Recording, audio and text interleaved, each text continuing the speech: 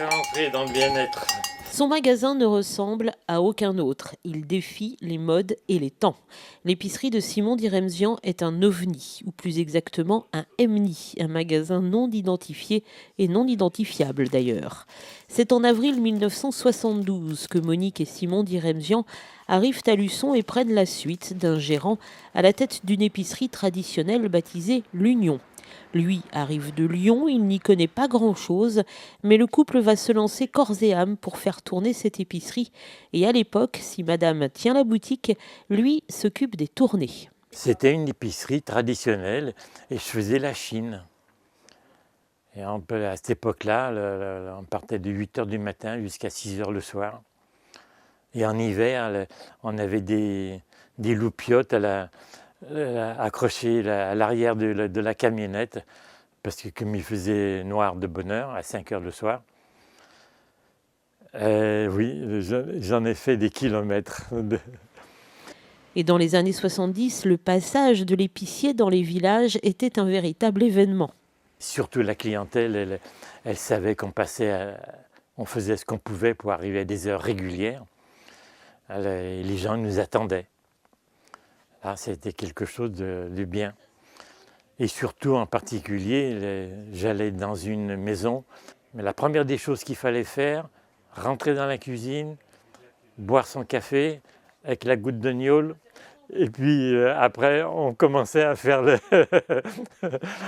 on commençait à faire le travail qu'il fallait. On travaille d'épicier après. Au fil des tournées et des années, Simon et Monique Diremzian vont donc se constituer une clientèle. Le magasin va aussi évoluer et de la simple épicerie va se diversifier vers des produits plus ésotériques. On y trouve ainsi et toujours des thés rares, des épices, des compléments alimentaires, des produits de bien-être ou encore des pierres. Une multitude de choses que Simon Diremzian est bien incapable de citer tant la liste est longue et variée. Et c'est pourquoi les clients du couple vont leur rester fidèles à travers les années, mais aussi les générations. Je peux dire que il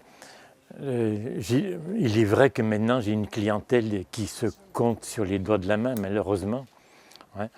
Mais je peux dire que j'ai des clients qui m'ont fait vivre pendant 30 ans. Toujours les mêmes clients. Ça, il n'y a pas de problème. Et même parmi maintenant, dans les enfants et petits-enfants de la clientèle que j'avais quand je faisais la Chine, qui ont des ouvertures, disons, de vie différentes, ben maintenant, c'est ce genre de clientèle qui vient chez moi et qui me disent que « Ah, mais vous avez connu mes grands-parents ». Et tous viennent pour les produits rares, introuvables ailleurs, et pour la gentillesse de monsieur, qui ne pensait pas, en arrivant à Luçon, tenir cette épicerie aussi longtemps.